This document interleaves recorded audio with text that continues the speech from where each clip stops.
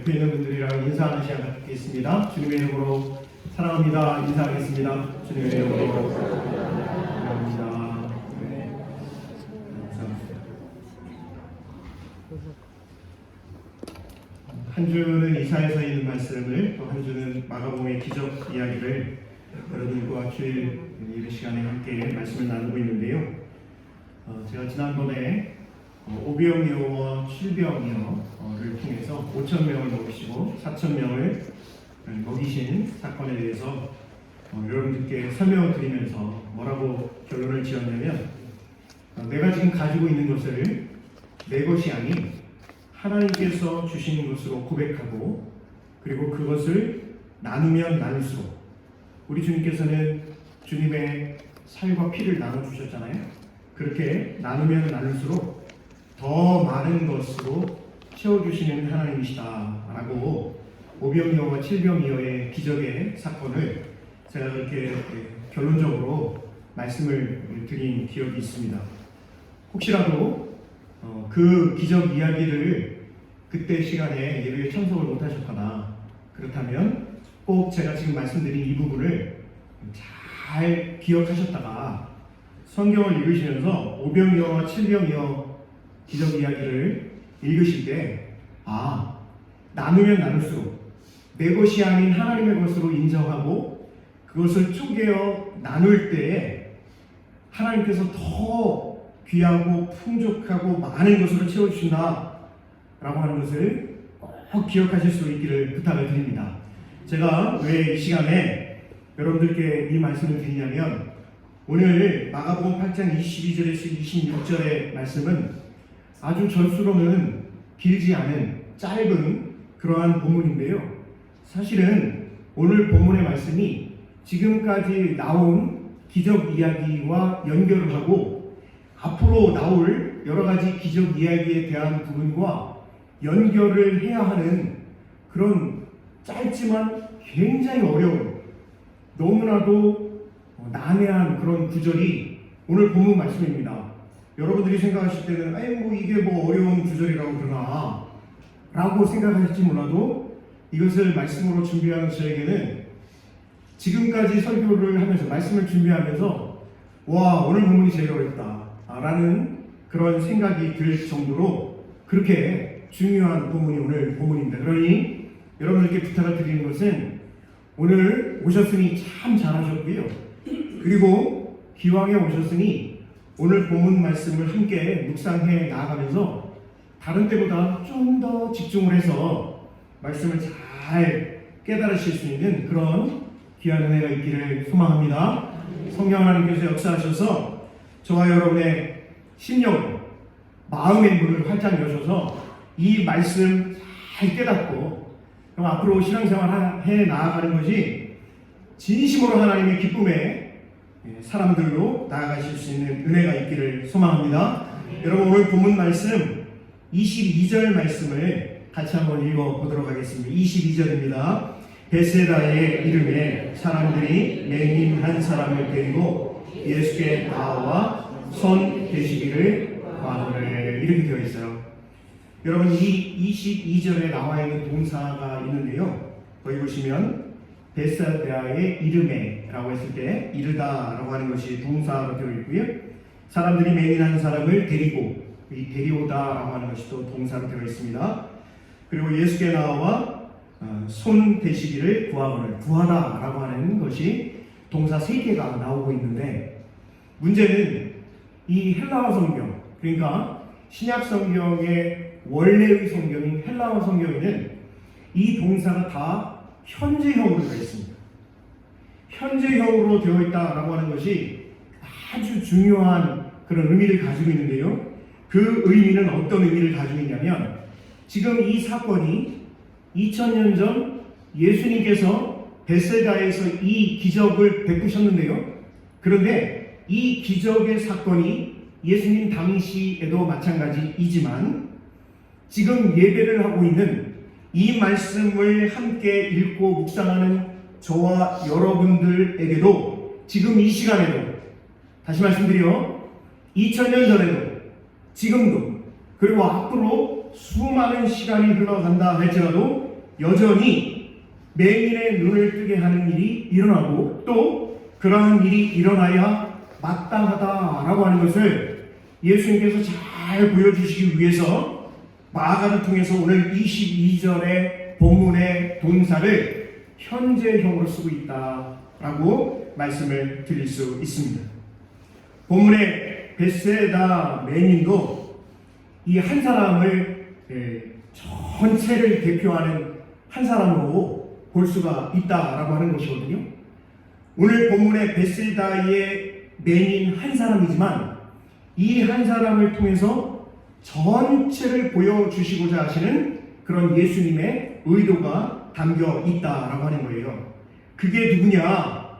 제가 좀 전에 말씀드린 오병이어와 칠병이어 사건을 경험했던 제자들에게 예수님이 하시는 말씀이 있는데 8장 17절을 한번 보시면 8장 17절 한번 보실까요? 8장 17절을 보시면 이렇게 되어 있어요. 제가 읽어드릴게요. 예수께서 아시고 이르시되 너희가 어찌 떡이 없으므로 수군거리느냐? 아직도 알지 못하며 깨닫지 못하느냐? 너희 마음이 둔하냐? 이렇게 예수님께서 말씀하고 계시는 것을 볼 수가 있습니다. 즉 예수님의 제자들도 떡을 먹어야 될 거 아니에요. 그런데 떡이 없단 말이에요. 그래서 떡이 없는 것으로 걱정을 했단 말이죠. 그때 예수님께서 오병이어의 사건 그것을 다시 생각해봐라 라고 하시면서 뭐라고 말씀하셔요? 아직도 알지 못하며 깨닫지 못하느냐? 너희 마음이 둔하냐? 이렇게 말씀을 하시는 거예요. 그러면서 21절도 한번 보세요. 21절 8장 21절을 보시면 이 말씀은 칠병이어 사건으로 예수님이 다시 말씀하시는 거예요. 21절 보시면 이르시되 아직도 깨닫지 못하느냐 하시니라 라고 말씀하고 계시죠. 자, 이 굉장히 오늘 어려운 본문이라고 말씀을 드렸는데 오늘 본문에 나와 있는 벳세다의 이 맹인, 이 한 사람을 통해서 예수님께서 전체 사람들을 다 보여주는 대표하는 사람으로 예수님이 말씀을 하고 계시는데 특별히 그 전체를 대표하는 한 사람, 이 맹인이 대표하는 그 사람이 누구냐? 바로 예수님의 제자들이다라고 하는 거예요. 근데 제자들이 오병이어 기적을 경험했음에도 불구하고 칠병이어의 기적 사건을 경험했음에도 불구하고 여전히 예수님의 제자들은 알지 못하고 깨닫지 못하고 마음이 둔한 상태로 그대로 있다라고 하는 것을 오늘 본문의 벳세다 맹인을 통해서 다시 예수님이 보여주고 계시다라고 하는 것이거든요. 겉봐요. 좀 어렵죠. 한결같이 보지 못하고 깨닫지 못하는 그 사람들이 누구냐면 오늘 본문의 벳세다 맹인인데 이 사람을 통해서 누구를 지금 예수님이 말씀하고 계시냐면 제자들을 말씀하고 계시는 것이에요.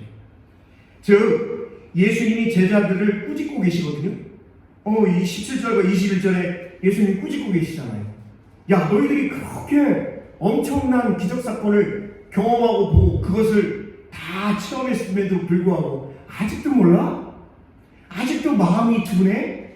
아직도 깨닫지를 못해서 이렇게 예수님이 꾸짖고 있는 것이거든요.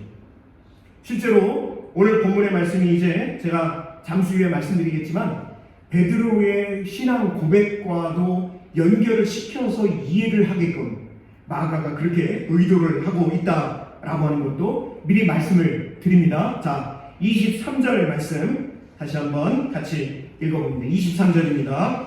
예수께서 맹인의 손을 붙잡으시고 마을 밖으로 데리고 나가사 눈에 침을 뱉으시며 그에게 안수하시고 무엇이 보이냐 물으시니 이렇게 되어 있습니다.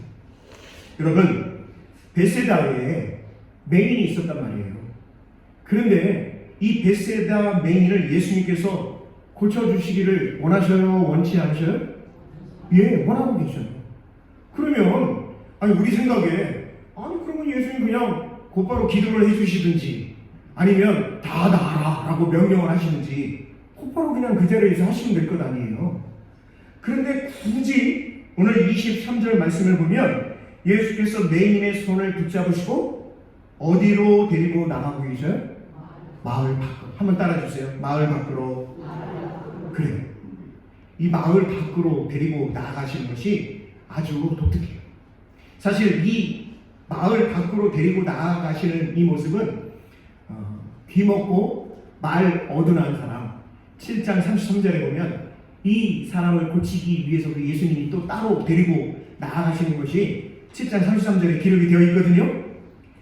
왜 예수님께서 7장 33절에서도 그렇고 오늘 본문 8장 23절에서도 그렇고 왜 이 장애를 가지고 있는 이 사람을 그 자리에서 곧바로 고쳐주시지 않으시고 왜 마을 밖으로 데리고 나아가셔서 고쳐주시는 이 사역을 하고 계시냐라고 하는 것입니다. 사실 이것은 이 사람을 밖으로 데리고 나아감을 통해서 제자들 또한 예수님이 밖으로 데리고 나아가시기를 원하시는 것이고 오늘 이 말씀을 함께 읽고 묵상하는 저와 여러분 또한 예수님이 의도하시는 그곳으로 데리고 나아가시기를 원하고 계시다라고 하는 거예요. 어렵죠? 자, 이것을 좀 더 여러분들께 설명을 드리기 위해서 8장 28절의 말씀을 한번 읽어볼 거예요. 예수님께서 뭐라고 하시냐면 제자들에게 물어보시는 거예요. 사람들이 나를 뭐라고 하느냐? 라고 했더니 사람들이 이렇게 예수님에 대해서 이야기합니다. 라고 제자들이 고백을 합니다. 우리 8장 28절 같이 읽어보겠습니다. 제자들이 여자와 이르되 세례 요한이라 하고 더러는 엘리야 더러는 선지자 중에 하나라 하더이다. 예수님이 제자들에게 사람들이 많은 이스라엘 백성들이 나에 대해서 뭐라고 이야기를 하냐 라고 했을 때 어떤 사람은 엘리야, 어떤 사람은 세례 요한, 어떤 사람은 선지자 중에 한 사람이라고 그렇게 얘기를 합니다 라고 대답을 했거든요. 이 말씀이 사람들의 눈에 비친 예수님은 어떠한 사람이냐면 예언자들 중에 한 사람, 그렇지 않으면 세례 요한과 비슷한 그런 급의 한 사람으로 고백을 하고 있다고 하는 것이죠.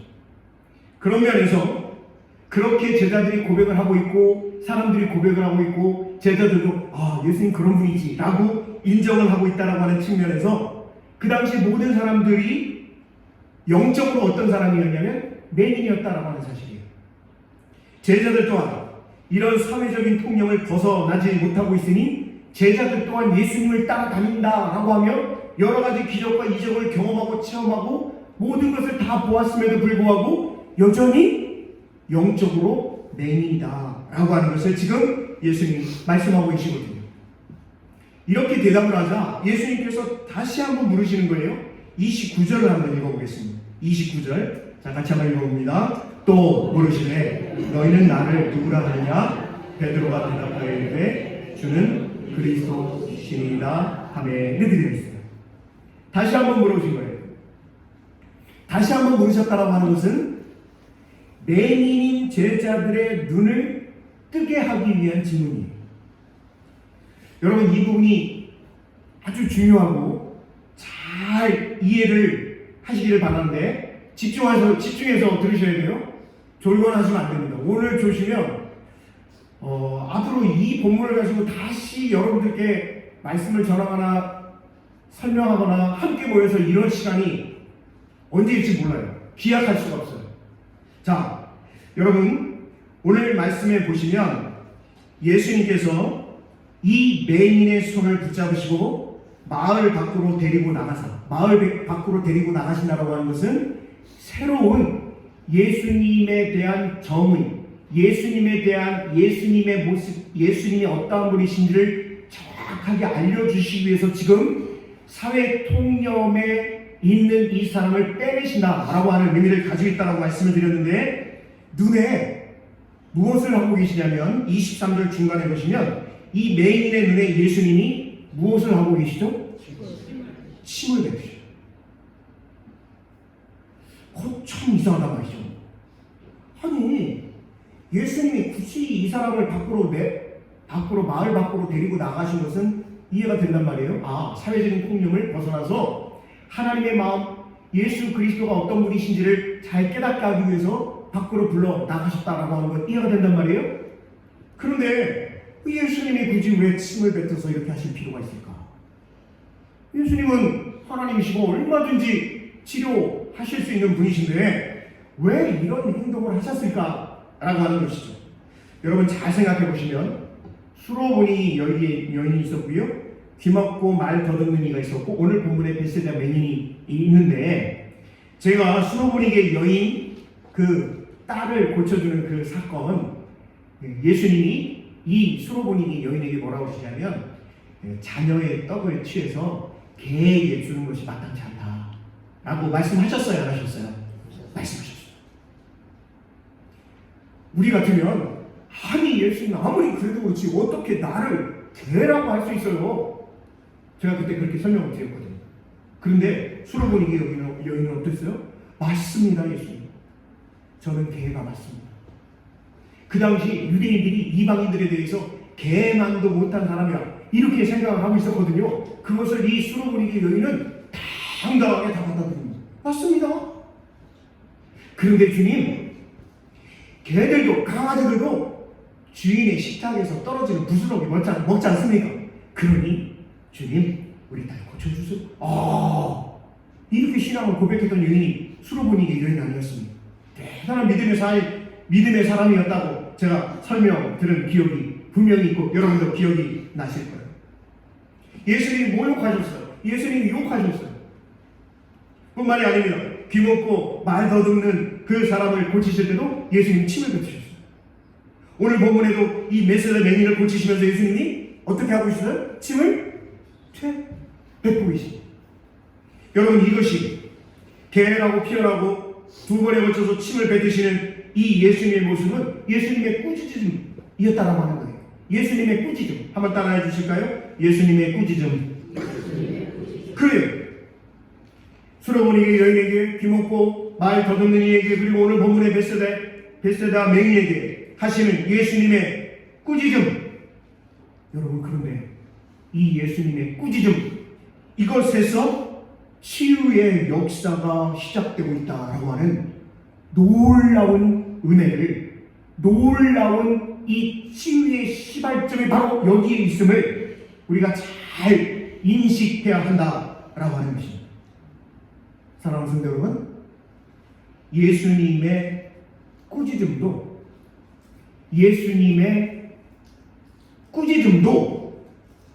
사랑이었다라고 하는 사실입니다. 다시 한번 말씀드립니다. 예수님의 꾸짖음도 사랑이었다. 여러분, 저와 여러분이 진정한 신앙의 성숙을 이루어 가기 위해서 예수님이 뭐라고 말씀하셨는지 궁금하시죠? 우리가 정말 예수님이 원하고 바라시는 신앙의 성장과 성숙을 이루어 가기 위해서 꼭 필요한 것이 있는데, 그것을 예수님께서 오늘 본문 8장 34절에서 말씀하고 계셔요. 오늘 본문 마가복음 8장이 이렇게 중요한 거예요. 여러분 8장 34절을 한번 같이 한번 읽어볼 거예요. 8장 34절 같이 보고 시작. 무리와 제자들을 불러 이르시되 누구든지 나를 따라오려거든 자기를 뭐하고? 자기를 부인하고 자기 십자가를 지고 나를 따를 것이냐. 여러분 이게 저와 여러분에게 있어서 신앙의 성장과 성숙을 위해 반드시 필요한 출발점, 중간 점검, 마지막 결론이 이 마가복음 8장 34절에 이 말씀이다 라고 하는 거예요. 여러분 이 말씀은 결코 잊지 마시기를 부탁을 드립니다. 결코 잊지 마시고 이 말씀 꼭 기억하실 수 있기를 부탁을 드립니다. 예수님께서 무리와 제자들을 불러 이르시되 누구든지 나를 따라오려거든 자기를 부인하고 자기 십자가를 지고 나를 따를 것이며. 그러니 자기를 부인하고, 이 얘기가 뭐예요? 제가 늘 설명드렸잖아요. 나의 의의를 나타내는 게 아니라니까요. 나의 의의를 나타내는 그 순간 넘어지고 마는 거예요. 실패하고 마는 거예요. 자기 십자가를 지고 나를 따를 것이니라. 이렇게 할 때 신앙에 있어 성공하는 사람으로 나아갈 수 있다라고 하는 사실입니다. 세상에서 아무리 성공하고 아무리 높은 지위에 아무리 많은 돈을 벌어 떵떵거리고 살아가도요, 자기 부인하는 그 부인의 기도가 없고 자기 십자가를 지는 그 순종의 단계가 없다면 영적으로는 실패한 사람이다 라고 하는 사실을 여러분 꼭 기억하실 수 있는 우리 포항연합교회 성도님들 되시기를 주님의 이름으로 부탁드리고 주님의 이름으로 축복합니다.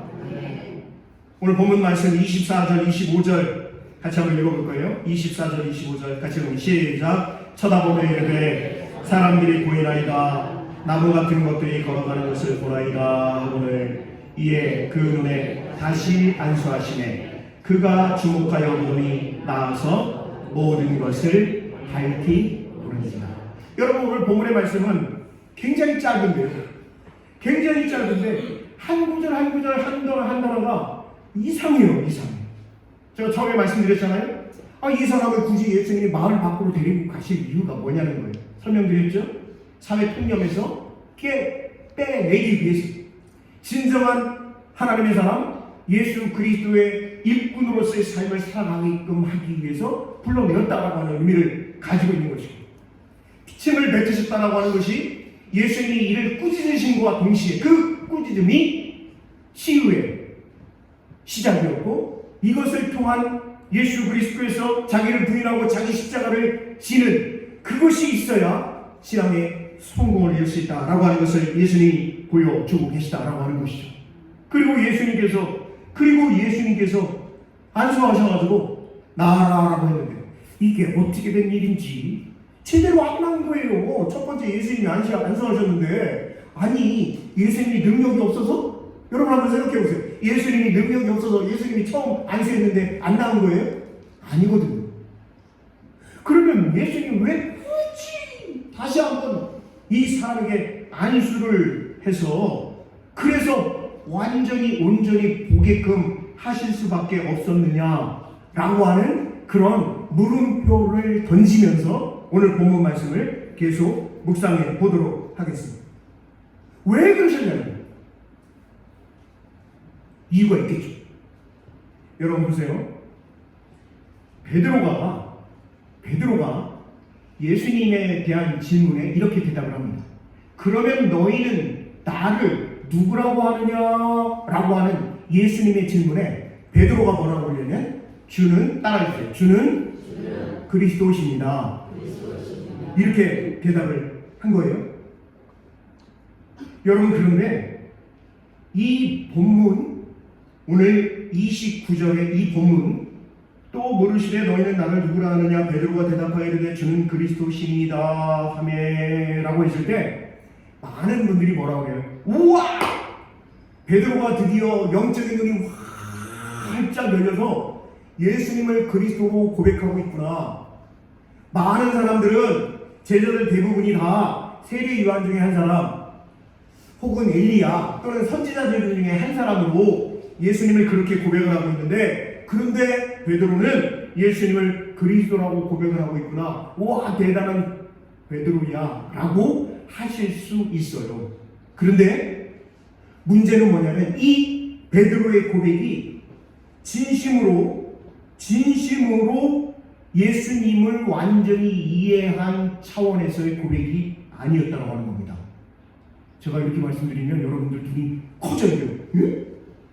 지금 목사님이 지금 무슨 말씀하는? 오늘 김성현 목사님 조금 많이 나가는 것 같은데? 이런 생각을 가지셔야 정답이에요.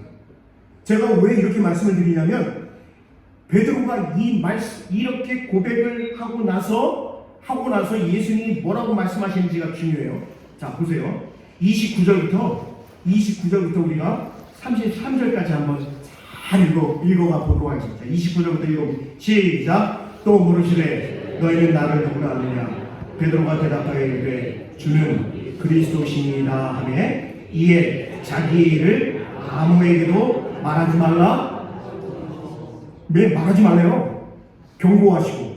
그런데 제가 좀 전에 말씀드린 왜 베드로의 이 고백이 완전하고 온전한 고백이 아니었냐? 31절부터 33절의 말씀 때문에 제가 이렇게 말씀을 드리는 거예요. 자, 31절부터 읽어봅니다. 시작. 인자가 많은 고난을 받고 장로들과 대제사장들과 서기관들에게 버림받으며 죽임을 당하고 4일 만에 살아나야 할 것을 비로소 그때 처음 말씀하셨다 이거예요. 비로소 그들에게 가르치시죠. 32절 시작. 드러내놓고 이 말씀을 하시니 드러내놓고 이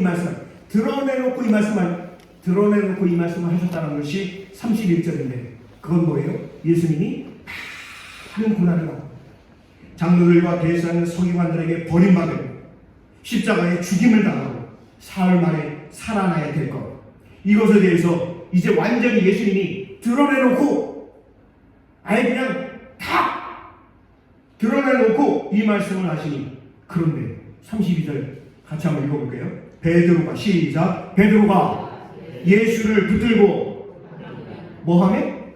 항변하네. 자 33절 시작. 예수께서 돌이키사 제자를 보시며 베드로를 꾸짖어 이르시되 누구야? 사탄아 내 뒤로 물러가라. 내가 하나님의 일을 생각하지 아니하고 도리어 사람의 일을 생각하는도다 하시고. 여러분 보세요. 예수님이 사람들이 나를 누구라 하느냐 라고 했더니 이러하게 말합니다. 그러면 너희는 누구라고 하냐 라고 했더니 베드로가 주님은 그리스도이십니다 라고 대답을 했단 말이에요. 그랬더니 예수님께서 뭐라고 그러냐면, 인자가 많은 고난을 받고 장로들과 대제사장과 서기관들에게 버림받고 그리고 십자가에 달려 죽고 그리고 3일 만에 부활할 거야 라고 이것을 아예 이제 제자들에게 다 드러내고 말씀을 하셨어요. 베드로가 예수님을 붙들고 항변했어요. 이건 제가 잘 설명드리고 보세요. 제가 베드로예요. 예수님을 잡고, 예수님 잠깐 일로 와봐요. 화장실 들어와요. 지금 급해요.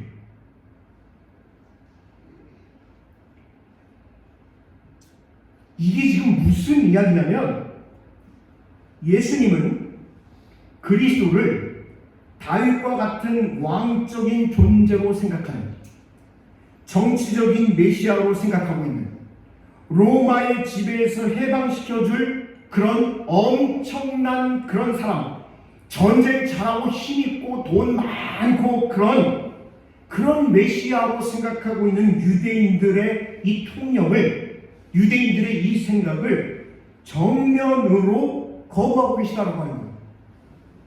그것이 바로 이 예수님의 수제자라고 할 수 있는 베드로와의 예수님의 대결을 통해서 보여주고 있는 것입니다. 제자들에게 자기의 일을 아무에게도 말하지 말라 경고하시고, 예수님이 이렇게 많은 병자들을 고치고 하는 것을 보면서 제자들이 와, 우리 주님 대단하셔 막 이랬거든요.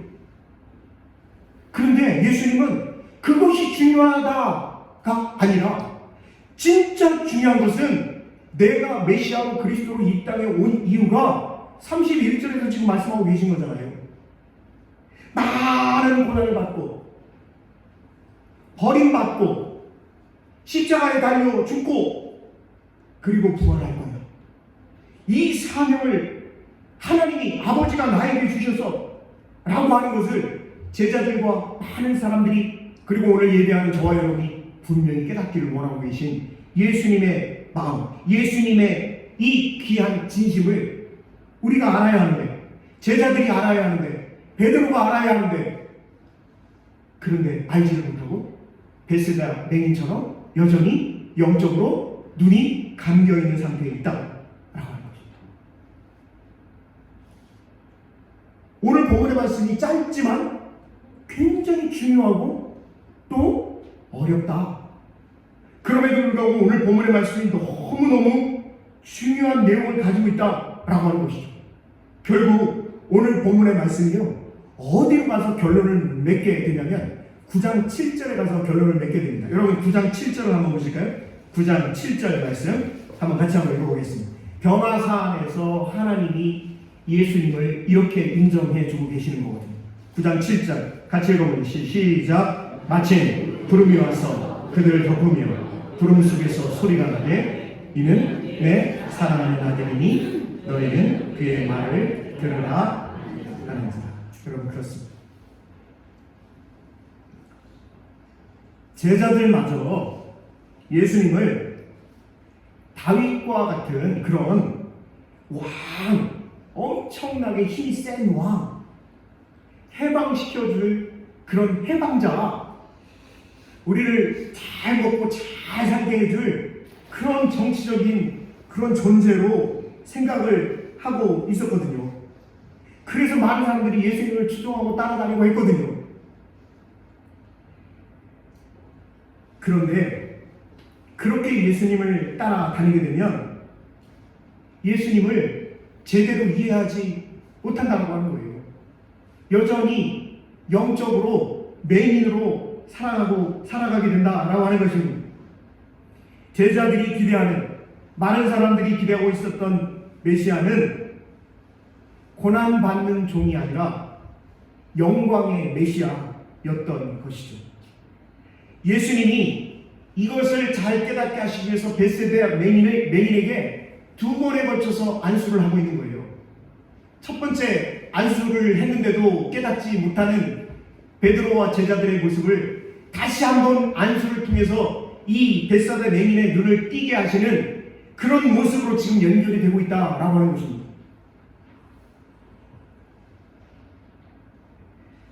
베드로의 그리스도에 대한 고백은 온전하고 완전한 고백이 아니었어요. 메시아 그리스도에 대한 온전하고 완전한 고백은 좀 전에 말씀드린 변화산에서 그가 하나님의 아들이라 라고 하는 소리를 듣게 되면서 베드로와 야고보와 요한이 와, 예수님이 이런 분이구나 라고 하는 것을 그제서야 깨닫게 되었다라고 하는 것입니다.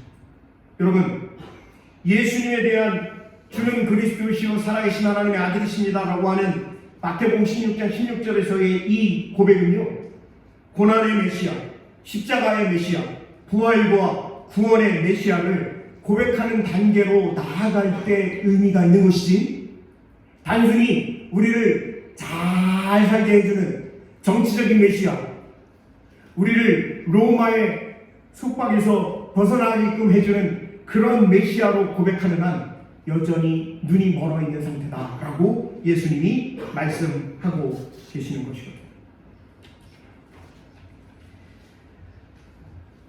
제가 이야기를 하나 해드리고 오늘 말씀을 마치려고 하는데요.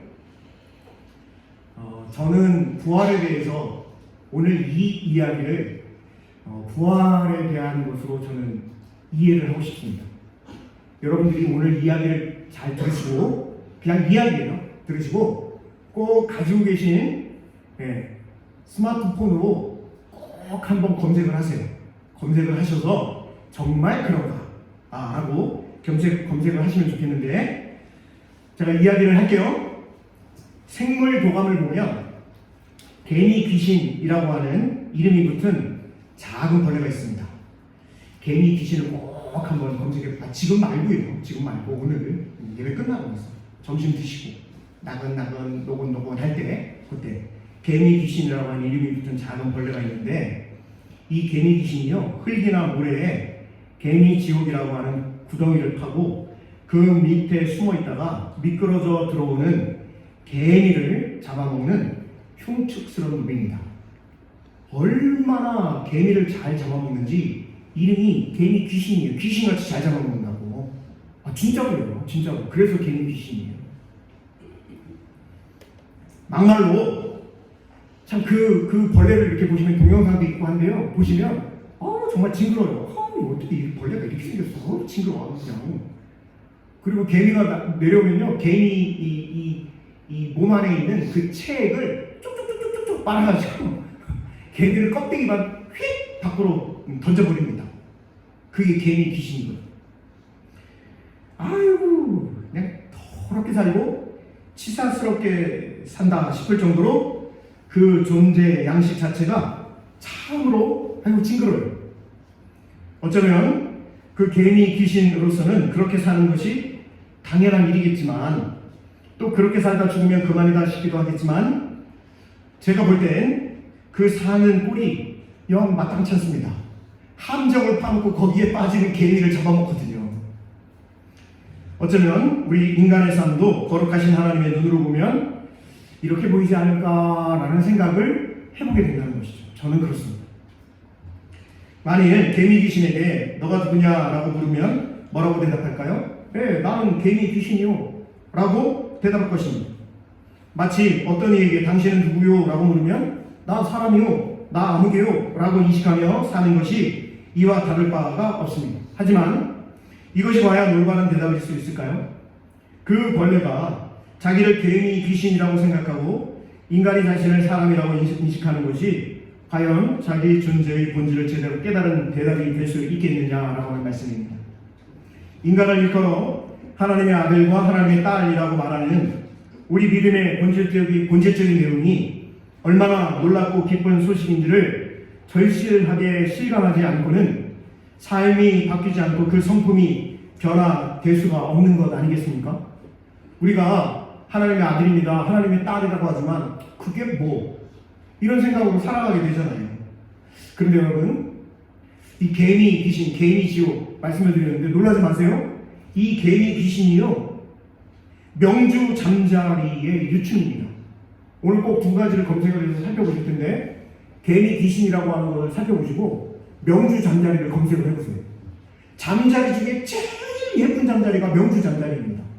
아주 비단 같은 그런 날개를 가지고 있어서 별명이 명주 잠자리라고 되어 있어요.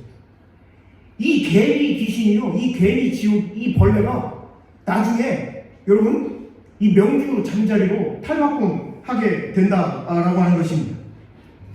이 개미 귀신이 명주 잠자리의 새끼고 명주 잠자리의 아들, 딸이라고 하는 말이죠. 땅이나 모래의 함정을 타고 그 밑에 숨어서 미끄러져 들어오는 개미나 잡아먹고 살아가는 그 흉물스러운 벌레가 너무너무 아름다운 날개를 달고 하늘을 나는 명주 잠자리가 된다니. 이따가 점심 먹고 꼭 검색을 해보시면서 우와, 잠자리 진짜 이쁘다. 요즘엔 잘 안 보여요. 오염이 돼가지고 그냥 뭐 잘 안 보이는데 명주 잠자리 꼭 한번 보세요. 놀랍지 않습니까? 그렇습니다. 그렇다면 우리 인간을 하나님의 자녀라고 하는 것도 개미 귀신을 명주 잠자리의 애벌레라고 하는 것 그 이상으로 놀랍고 기쁜 소식이어야 마땅하지 않겠습니까? 인간인 우리가 예수 그리스도를 통해 자신을 하나님의 아들, 하나님의 딸로 깨닫게 되는 것, 이것은 단순히 자기 존재에 대한 인식을 달리하게 되는 것만을 의미하지 않습니다. 개미 귀신이 탈바꿈하면 명주 잠자리가 되듯이 우리의 존재의 양태도 변화되면 하나님처럼 될 수 있음을 뜻하고 있는 것 아니겠습니까? 저는 그래서요, 여러분들은 어쩔지 몰라도 저는 이 개미 귀신, 이 벌레가 명주 잠자리가 되는 것을 보면서 와, 우리가 나중에 신령한 몸을 입게 된다라고 하는 것이 이와 같은 것이 아닐까? 저는 그렇게 생각을 하고 있어요. 이것을 바울은 하나님을 닮은 자가 된다라고 말씀했고, 요한복음에서 요한은 아들이 아버지와 하나가 된다라고 기록을 하고 있습니다. 사랑하는 성도 여러분, 베세다 맹인이 눈뜨는 이야기는 예수님에 대한 제자들의 새로운 깨달음을 보여주고 있습니다. 단순히 정치적인 그런 해방자로서의 메시아 그리스도의 그런 차원이 아니라는 것이죠. 많은 고난을 받고 버림받고 십자가에 달려 돌아가시지만 그러나 다시 살아나시는 부활의 주, 그리고 다시 오실 재림의 주님이라고 하는 사실을 제자들이 깨닫게 되었고, 저와 여러분으로 하여금 그것을 깨닫게 하시기 위한 오늘 본문의 말씀, 베세다 맹인을 고쳐주시는 이야기가 기록되어 있다라고 하는 사실입니다. 예수님을 하나님의 아들로 믿는다라고 하는 것이 우리에게 무엇을 의미하는지를 밝히 깨닫고 살아갈 수 있는 저와 여러분 다 되시기를 부탁드립니다.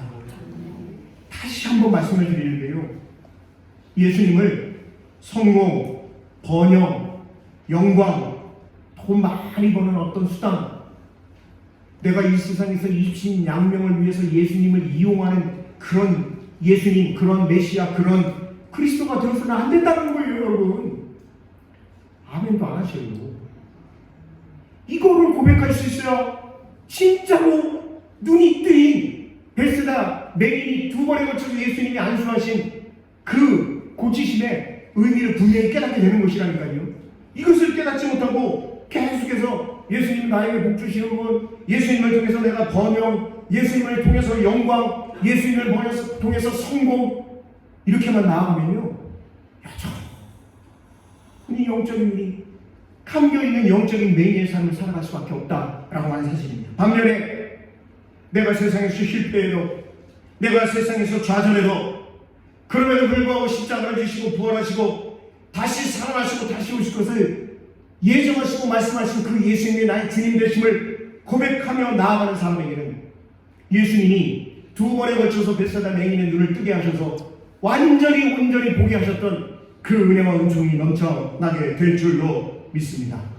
사랑하는 성도 여러분, 변화산에서 변화하신 예수님의 모습을 저와 여러분도 상상해 보셔야 돼요. 그 예수님이 얼마나 귀한 모습이었을까. 그 예수님의 모습을 그려보며 그렇게 예수님의 형상이 변화되었던 것처럼 저와 여러분도 그렇게 변화될 것을 우리 하나님께서, 우리 주님께서 말씀하셨으니 그 말씀이 이루어질 것으로 믿고 그렇게 이 주님의 약속을 신실하게 따라 살아갈 수 있는 저와 여러분의 모든 성도님들 다 되시기를 주님의 이름으로 축복합니다. 기도하겠습니다.